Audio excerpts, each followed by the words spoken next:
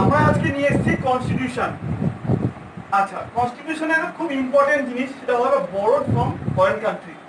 মানে আমাদের Indian constitution তো বিভিন্ন দেশ থেকে নেওয়া হয়েছে। কি কি জিনিস নেওয়া হয়েছে সেই সব ব্যাপারেই আমি আলোচনা করবো তোমাদেরকে, ঠিক আছে? তাহলে প্রথমে আমরা সব থেকে মহান দেশ যার নাম হচ্ছে ইউএসএ, ওখান থেকে আমাদের ইন্ডিয়ান কনস্টিটিউশন কি কি নেওয়া হয়েছে। ওকে, তাহলে আমরা প্রথমে ইম্পর্টেন্ট জিনিস চলে আসছি। ইউএসএ থেকে ফান্ডামেন্টাল রাইট নেওয়া হয়েছে। আচ্ছা, ফান্ডামেন্টাল রাইট হচ্ছে, আমি অ্যাডিশনাল কিছু বলবো, 12 থেকে 35। ওকে, তাহলে ইউএসএ থেকে ফান্ডামেন্টাল রাইট নেওয়া হয়েছে। নেক্সট চলে আসছি আমরা, এটা পরীক্ষা এসেছিল যে ফান্ডামেন্টাল রাইট কোন দেশ থেকে নেওয়া হয়েছে, না ইউএসএ থেকে নেওয়া হয়েছে। নেক্সট প্রশ্ন চলে আসছি। আচ্ছা, জুডিশিয়াল রিভিউ খুব খুব ইম্পর্টেন্ট। বিসিএস এর পিলিতে এসেছিল জুডিশিয়াল রিভিউ কোন দেশ থেকে নেওয়া হয়েছে, ইউএসএ থেকে নেওয়া হয়েছে। ওকে, নেক্সট চলে আসছি আমরা, তোমার হচ্ছে রিমুভাল অফ সুপ্রিম কোর্ট মানে এসসি অ্যান্ড হাই কোর্ট মানে এসসি জাজেস। ওকে, এইটা কিন্তু ইউএসএ থেকে নেওয়া হয়েছে আর এটাও পরীক্ষা এসেছিল। আমি কিন্তু খুব ইম্পর্টেন্ট জিনিসই করাচ্ছি, ঠিক আছে? নেক্সট চলে আসছি আমরা পোস্ট অফ ভাইস প্রেসিডেন্ট। এটা অতটা ইম্পর্টেন্ট না, এটা লেখার দরকার নেই। পোস্ট অফ ভাইস প্রেসিডেন্ট পরীক্ষা আসেনি। নেক্সট আমরা চলে আসছি রিমুভাল অফ সুপ্রিম কোর্ট জাজেস, fundamental right, judicial review, removal of, এই তিনটেই মনে রাখবেন, ঠিক আছে?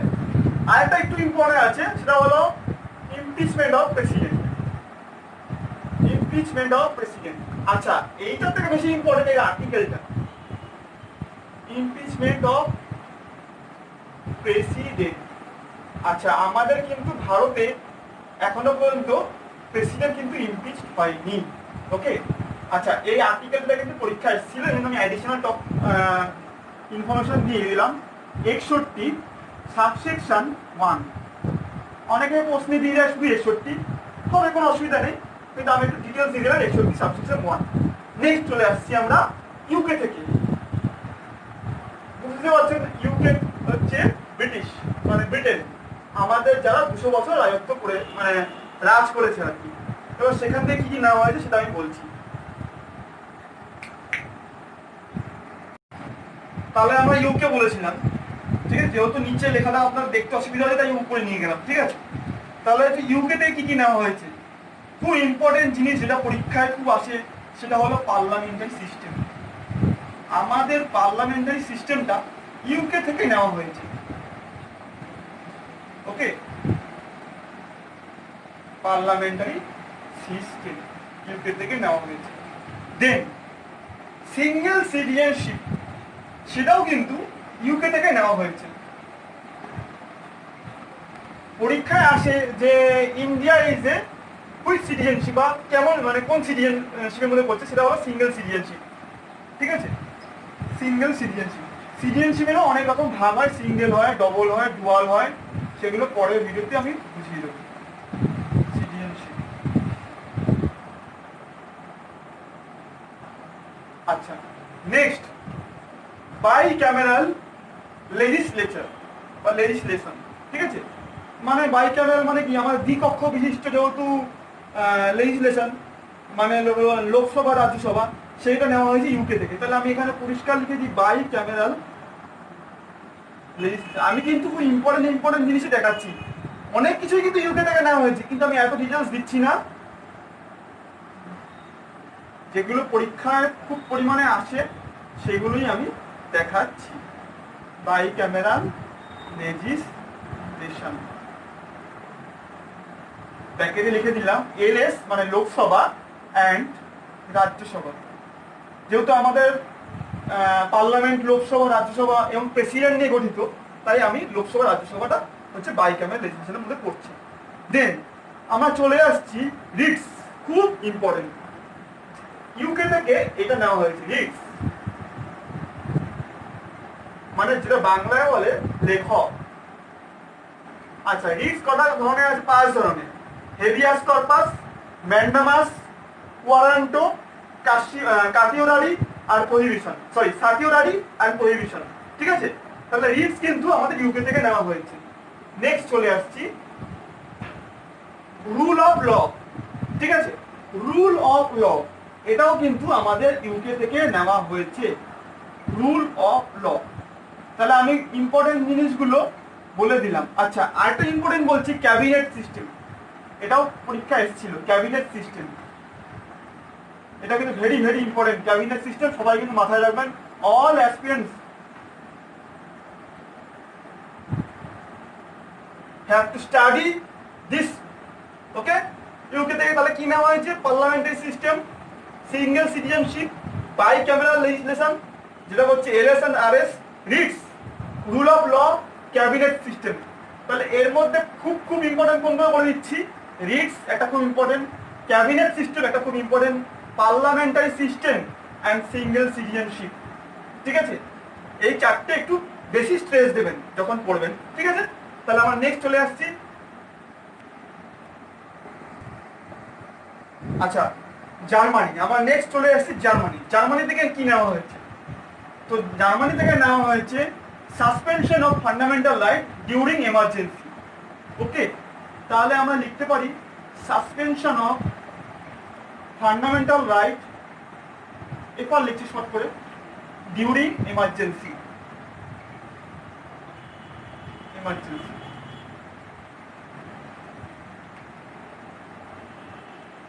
ওকে, তাহলে suspension fundamental right during emergency, যখন এমার্জেন্সি হবে, ন্যাশনাল এমার্জেন্সি, তখন কোন কোন ফান্ডামেন্টাল রাইট বাদে সব কটা সাসপেনশনে চলে যাবে। তো আমরা suspension fundamental right during emergency নেওয়া হয়েছে জার্মানি থেকে। নেক্সট চলে আসছি আমরা সাউথ আফ্রিকা।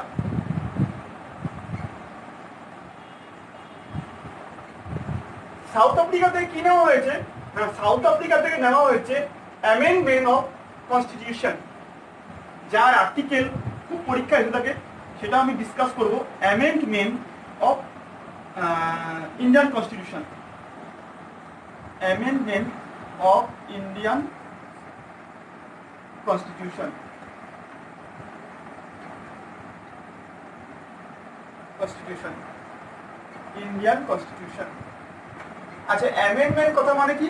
আমাদের তো কনস্টিটিউশন মাঝে মাঝে চেঞ্জ হয়, তার যে অ্যামেন্ডমেন্ট মানে সংশোধন, সেটাকেই নেওয়া হয়েছে সাউথ আফ্রিকা থেকে। এর আর্টিকেল হচ্ছে 368, 368 এটা হচ্ছে আর্টিকেল। আচ্ছা, অ্যামেন্ডমেন্টের একটু ব্যাপারটা বলছি। প্রথমে ধরুন ওটা লোকসভায় বা রাজ্যসভায় উত্থাপিত হবে। ঠিক আছে, তারপরে লোকসভায় পাস হবে, তারপরে রাজ্যসভায় পাস হবে, তারপরে প্রেসিডেন্ট যদি সই করে দেয়, সেটা হচ্ছে একটা অ্যামেন্ডমেন্ট হলো। মানে ওটা বিল ছিল, বিল থেকে ওটা অ্যাক্টে পরিণত হলো। দেন আমরা চলে আসছি ইউএসএসআর, মানে যার এখন নাম হচ্ছে রাশিয়া। সেখান থেকে কি নেওয়া হয়েছে? না, সেখান থেকে নেওয়া হয়েছে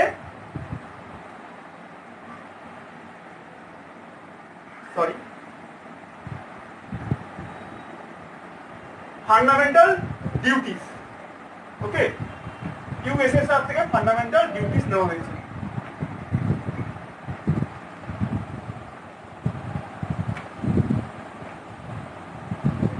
ইউএসএসআর থেকে ফান্ডামেন্টাল ডিউটিস নেওয়া হয়েছে।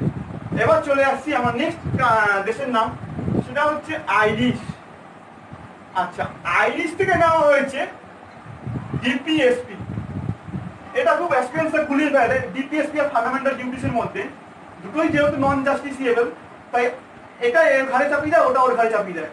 সেই ভুলটা কিন্তু করবেন না, যতটা পারবেন মুখস্থ করার চেষ্টা করবেন, মনে রাখার চেষ্টা করবেন। DPSP, DPSP directive principal state policy. Okay, তাহলে ইউএসএসআর থেকে নেওয়া হয়েছে ফান্ডামেন্টাল ডিউটিস, আর আইরিশ থেকে নেওয়া হয়েছে ডিপিএসপি। এগুলো কিন্তু খুব ইম্পর্টেন্ট, কেন সোভিয়েত রাশিয়া থেকে কিন্তু আরো অনেক কিছু নেওয়া হয়েছে, সেগুলো কিন্তু বলছি না, কেন সেগুলো পরীক্ষা খুব কম এসে গেছে, কিন্তু এইগুলো ভেরি ভেরি ইম্পর্টেন্ট বলে আমি তোমাদের মধ্যে আলোচনা করছি। নেক্সট চলে আসছি আমরা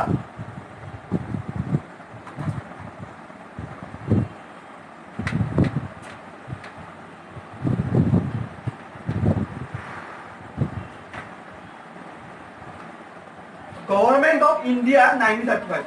আচ্ছা সবই যদি অন্য দেশ থেকে বড় করে সেটা তো হয় না, নিজেরাও তো কিছু বানাবে। সে কি নিজেরা বানিয়েছে সেটা আমি ডিটেলস জানাবো। সেটা কার থ্রুতে, মানে কি থ্রুতে বানিয়েছে না গভর্নমেন্ট অফ ইন্ডিয়া 1935। তাহলে আমরা government of India 1935 K short ফর্মে লিখছি GOI, গভর্নমেন্ট অফ ইন্ডিয়া 1935। আচ্ছা কি নাম হয়েছে? Federal structure.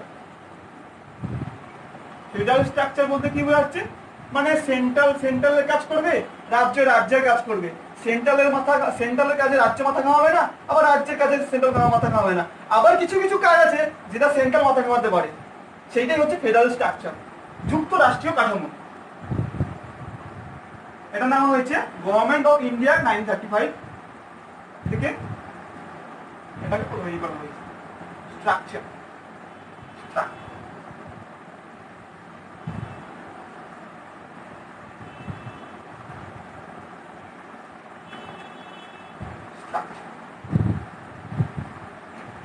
ওকে, নেক্সট চলে আসছি আমরা।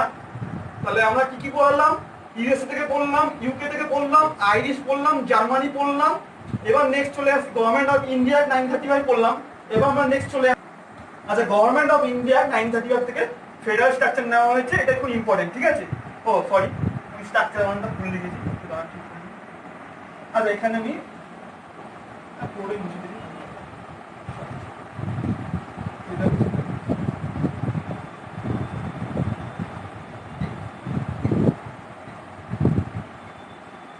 ওকে, নেক্সট আমরা চলে আসছি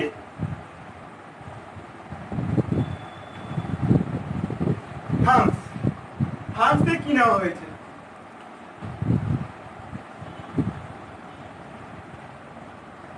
ফ্রান্স থেকে নেওয়া হয়েছে তোমার রিপাবলিক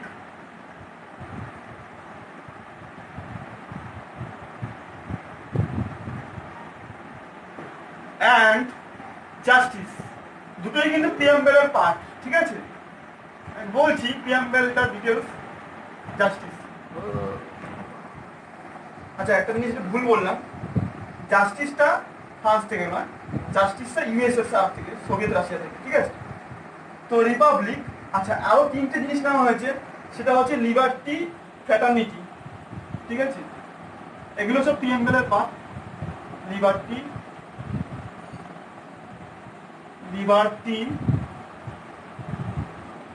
ফ্র্যাটার্নিটি। ফ্র্যাটার্নিটি মানে হচ্ছে সৌভ্রাতৃত্ববোধ, ফ্র্যাটার্নিটি। ওকে, আর নেওয়া হয়েছে লিবার্টি, ফ্র্যাটার্নিটি, আর হচ্ছে ইকুয়ালিটি। এই তিনটে পার্ট,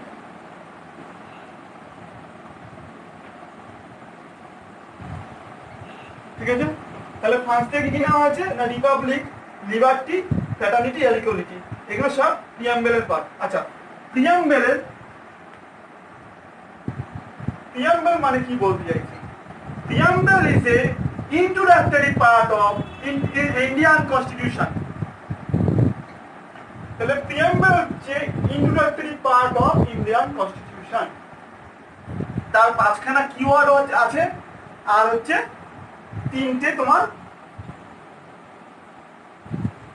পাঁচটা কিওয়ার্ড লিখে দিই। পাঁচটা কিওয়ার্ড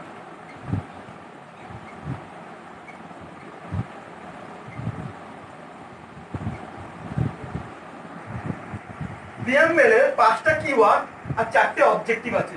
এটা আমি তোমাদের অ্যাডিশনাল জিনিস বলছি, সো একটু নোট করে নাও। প্রিয়াম্বেলের পাঁচটা কিওয়ার্ড কি না? প্রথম হচ্ছে সোভারেন।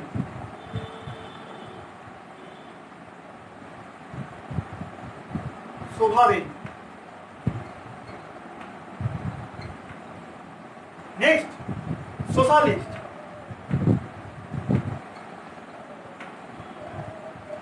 Next secular. দেখুন অ্যারেঞ্জ করে কিন্তু আমি বলেছি, সোভারেনের পরে সোশ্যালিস্ট, সোশ্যালিস্টের পরে সেকুলার, আমার হচ্ছে ধর্ম নিরপেক্ষ। মানে সেকুলার বলতে বোঝাচ্ছে ধর্মনিরপেক্ষ, মানে ইন্ডিয়ার কোনো নির্দিষ্ট কোনো ধর্ম নেই। ওকে, তাহলে sovereign, socialist, secular, Democratic. Democratic কেন বলছে?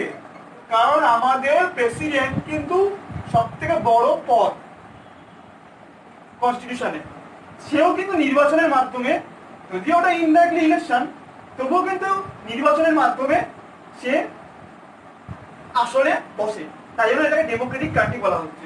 তাহলে sovereign, socialist, secular, Democratic and Republic. আচ্ছা, আমি পূর্বেই বলেছিলাম যে রিপাবলিক নেওয়া হয়েছে ফ্রান্স থেকে, তাহলে আমরা এখানে ফ্রান্স লিখে দিলাম ছোট্ট করে। আচ্ছা, তাহলে পাঁচটা কিওয়ার্ড কিন্তু জানা হয়ে গেল, কি কি? Sovereign, socialist, secular, democratic, republic. আর এই রিপাবলিক নেওয়া হয়েছে ফ্রান্স থেকে। ওকে, এবার চারটে অবজেক্টিভ প্রিয়াম্বেলের, সেটা হচ্ছে এই যে প্রথমে আমি লিখেছিলাম যে ফ্রান্সের তিনটে অবজেক্টিভ নেওয়া হয়েছে, ফ্রান্স থেকে তিনটে অবজেক্টিভ নেওয়া হয়েছে, লিবার্টি, ফ্র্যাটার্নিটি, ইকুয়ালিটি। তো আমরা লিখে দিই পরপর, লিবার্টি, ফ্র্যাটার্নিটি,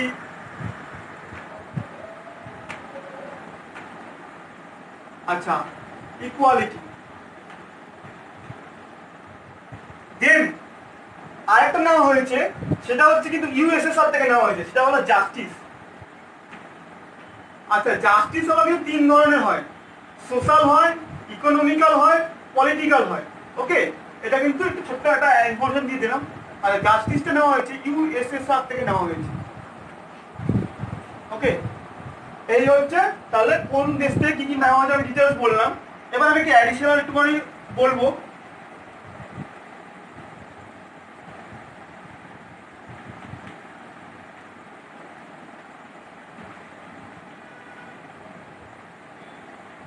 সেটা হচ্ছে ফান্ডামেন্টাল রাইট।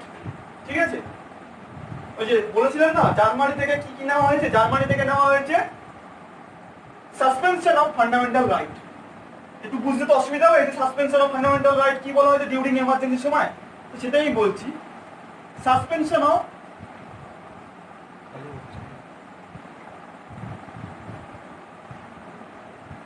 অফ এফআর মানে ফান্ডামেন্টাল রাইট ডিউরিং এমার্জেন্সি। এটা হচ্ছে তো আপনার জার্মান থেকে মানে ওয়েমার কনস্টিটিউশন থেকে নেওয়া হয়েছে এমার্জেন্সি। আচ্ছা, কি হচ্ছে না এমার্জেন্সির সময় ফান্ডামেন্টাল রাইট দুটো আর্টিকেল বাদ দিয়ে বাকি সব আর্টিকেলগুলো এমার্জেন্সির সময় সাসপেনশন হয়ে যায়। সেই দুটো আর্টিকেল কি? 20 অ্যান্ড 21। এই 20 আর 21 বাদ দিয়ে 12 থেকে 35 যে কটা আর্টিকেল আছে সেগুলো কিন্তু সাসপেনশন হয়ে যায়। তাহলে আমরা জানতে পারলাম যে ডিউরিং এমার্জেন্সি সময় তাহলে কি কি আর্টিকেল সাসপেনশন হয়ে যায়? 12 থেকে 35 আর্টিকেল, এক্সেপ্ট 20 আর 21। 20 আর 21 বাদ দিয়ে 12 থেকে 35 যে ফান্ডামেন্টাল রাইটগুলো আছে সেগুলো কিন্তু এমার্জেন্সি সময় আমাদের সাসপেনশন হয়ে যায়। তা আমাদের ইন্ডিয়াতে এমার্জেন্সি কতবার হয়েছিল? ইন্ডিয়াতে এমার্জেন্সি 3 বার হয়েছিল। তাহলে 3 টাইমস, এগুলো কিন্তু অ্যাডিশনাল টপিক বলছি কারণ এগুলো কিন্তু পরীক্ষায় এসে থাকে, মানে নলেজটা দেখছি আপনাদের যে কেমন নলেজ আছে। 3 টাইমস এমার্জেন্সি ইন ইন্ডিয়া।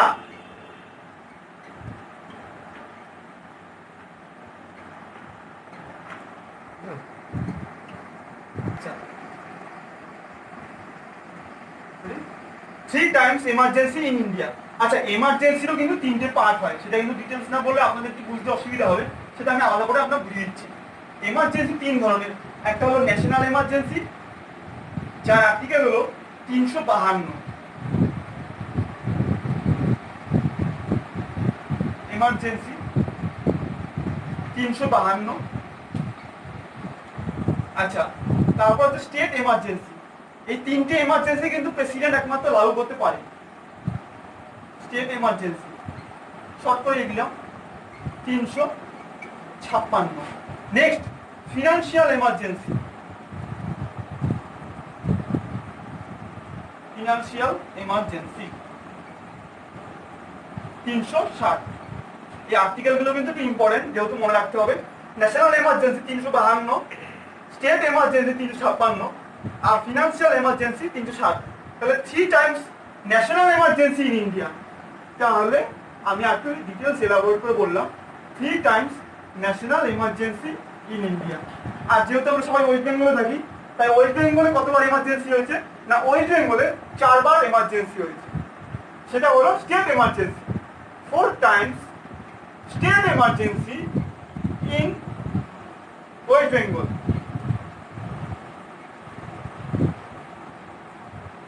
যখন আমরা এমার্জেন্সি সম্বন্ধে ডিটেলস পড়াবো তখন আরো ডিটেলস আমি বলবো যে কত সালে কি কারণে হয়েছিল যুদ্ধ বা কি কারণে হয়েছিল, সেগুলো আমি ডিটেলস বলবো। আচ্ছা, তাহলে আমরা এখানেই আপাতত শেষ করলাম, কিছু অ্যাডিশনাল টপিক বললাম, ঠিক আছে। আর আমি তার আগে বলেছিলাম borrowed from Indian constitution which is country, সেগুলো বলে দিলাম।